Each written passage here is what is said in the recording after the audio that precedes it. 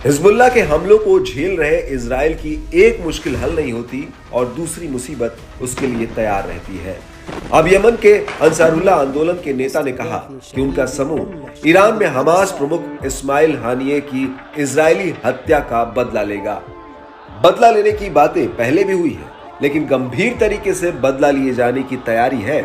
बदला लेने में हो रही देरी की तरफ इशारा करते हुए अंसारुल्लाह नेता ने कहा कि दर्दनाक और प्रभावी जवाब देने के लिए सावधानी पूर्वक योजना की जरूरत है। उन्होंने कहा कि जवाबी कार्रवाई निश्चित होगी। अब्दुल मलिक अल हूती ने कहा कि बदला लेने में देरी के पीछे सावधानी पूर्वक एक योजना बनाना है।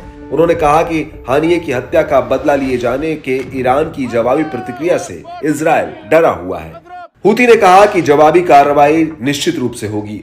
अंसारुल्लाह नेता ने इजराइल को कहा कि वो पिछले 321 दिनों से अमेरिका और अन्य पश्चिमी देशों की मदद से गाजावासियों के खिलाफ सदी का सबसे बड़ा अपराध कर रहा है।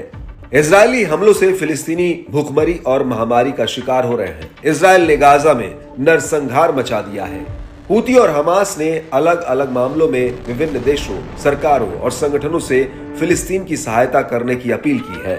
हमास ने जहां इजरायली कब्जे वाले इलाके में स्थित अल अक्सा मस्जिद में पिछले हफ्ते किए गए इजरायली हमलों को लेकर फिलिस्तीनी लोगों के साथ ही अन्य समर्थकों से गाजा और मस्जिद का बचाव और समर्थन करने के लिए कहा, वहीं हूती ने कहा कि फिलिस्तीन की सहायता करने में लापरवाही और विफलता पूरे मुस्लिम जगत के लिए खतरा है।